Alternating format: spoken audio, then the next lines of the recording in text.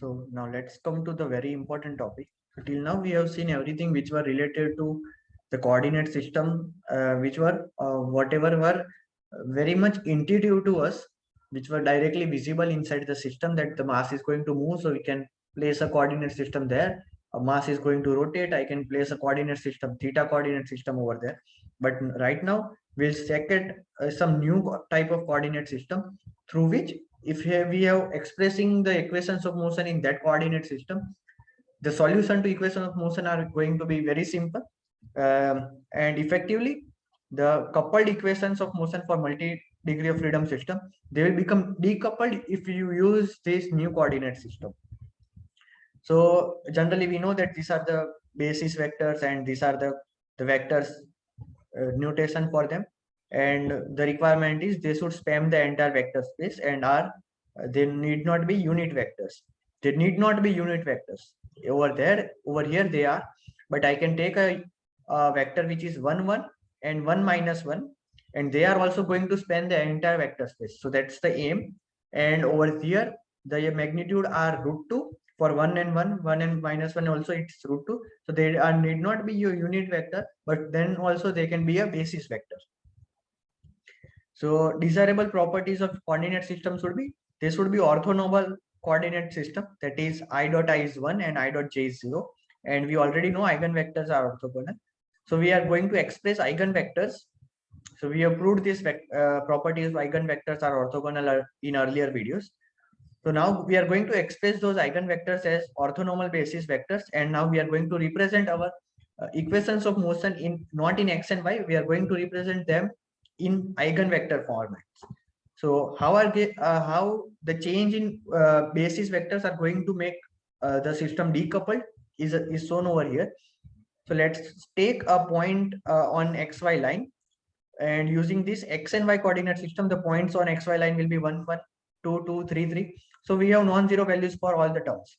But if we are going to rotate my coordinate system by 45 degree in counterclockwise direction, the x dash and y dash are this. So now the points on line x is equal to y, and in terms of express in terms of x dash and y dash will be this 1 0 2 0 3 0, because earlier also the points were this.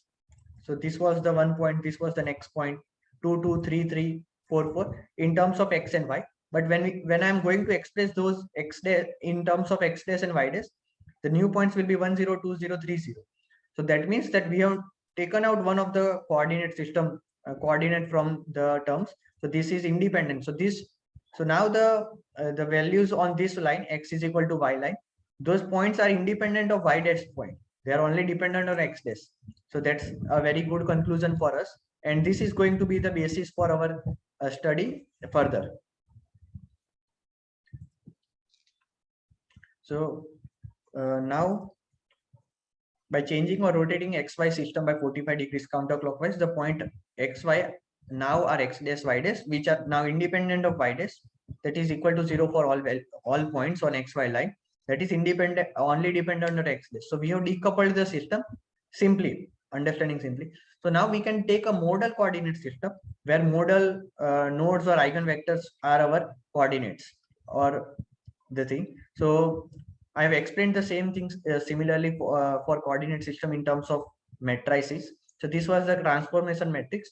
So similarly, we are going to derive a transformation matrix for our eigenvectors also. So these are the eigenvectors. X, Y are going to be the eigenvectors, and this is going to be transformation, or over here it is a rotation matrix. But in general, we'll represent it as C, which is change of basis matrix. Don't confuse this C with the damping.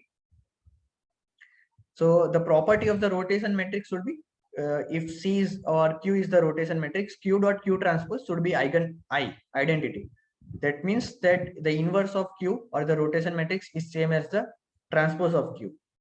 So we have known the how we are going to transform vectors from one vector to another vector. We can have a rotation matrix, and using the rotation matrix we can transform the vectors.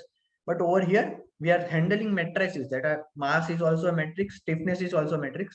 So we want to make some system through which we can transform the matrices into a new coordinate system. So we'll look at it right now. So taking an analogy from stress matrix or from mechanics of solid concepts, this is the stress matrix in XY, and this is how the transform matrix was earlier, where Q was the change in basis. So you in the new coordinate system which are made from X dash Y dash, the mass matrix, the stress matrix sigma is transformed used by this notation, that is Q transpose into sigma into Q, where Q is the rotation matrix. So this is the type of change, or the transformation matrix should be, or transformation system should be for a matrix. So if it was a vector, we were just multiplying the change in matrix into the original vector. But now we are going to, for matrix, we are going to do this. We are going to take Q transpose into the old matrix into Q, and Q is the change in change of basis matrix, or instead of Q I can say C also. So there is inverse relation between change of vector and change in matrix. So there is some difference between we are going to transform a vector and we are going to transform a matrix. So that we are going to understand in detail. So this is not required. Understanding this we have already done. The phi I are just the combination of eigenvectors. The phi I are just the combination of eigenvectors. So we have known this when we are going to use the mass matrix. The off diagonal entries are 0. The diagonal entries are mi. And we have just done a simple manipulations where we are defining Ci is equal to this. And this is the omega. So we have just done this and we have got the value of Ci, but this is not at all required. We want to find a change in basis matrix. That's the aim. So we know that for vectors, this was the thing. And now we are going to do the same thing for matrices. So Xi is the displacement, as we know, for the vibration system. And that is our function of time and space. So let's represent Xi is phi I into Qi. Phi I are the spatial dependence, that are the eigenvectors, lambdas. They are the, so earlier I said phi, that was the combination of all the eigenvectors, phi 1, phi 2, phi 3, etc. They are the column spaces. So phi 1, phi 2, phi 3, and they'll completely make a matrix. And Qi, they are introduced to bring the time change. So we'll see about them. So just to give you an idea, so Q are the modal coordinate system, which is the new coordinate system which we want. So they are still unknown. And the old coordinate system was the eigenvectors, which we already know, x1, x2, x3. And the change in basis matrix are made from the eigenvectors. So these are the spatial dependency eigenvectors which are going to be used right now. So this is how they are arranged: phi 1, phi 2. So let me say this is the phi 1, phi 2, phi 3. So the columns are combined to get a matrix, and the length of columns are going to be same. So we'll have equal number of rows. So our idea is to get from old to new. We have a phi, which is the combination of eigenvectors. So if we want to get the new from old, we need to use the inverse of the phi. That's the only concept over here. So we'll solve. So after getting the equations of motion in Q, or the modal coordinate system, we'll solve them because they are decoupled. So it's easy to solve the decoupled equations. Then we can transform back. So how can we transform back? We just need to multiply the solution with Q matrix to get into the old original coordinate system. So now the things are very simple for us. So let me just summarize whatever we have done. So for vectors, how are we going to change? So this is the old, this is the new, and we were just multiplying it by the eigenvectors x. Now for matrix, if we have old and A new we want, what we do is X transpose into A old into X. And X is the change in basis matrix for over here also and over here also.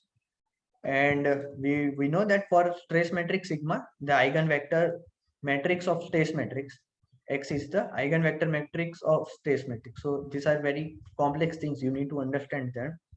So the X transpose into sigma into X will give me a principal stress matrix. You must remember this.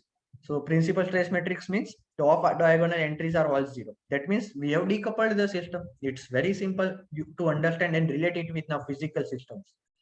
So this is all the revision. X is the displacement vector in generalized coordinate. X transpose is the matrix consisting of mass normalized eigenvectors. Q is the displacement in modal coordinates, and the capital Q will be the combination of those. So now in the next video, we'll start with the equations of motion in the new coordinate system, which is eigenvector coordinate system. And more specifically, mass normalized eigenvector coordinate system. So we'll end over here. Thank you.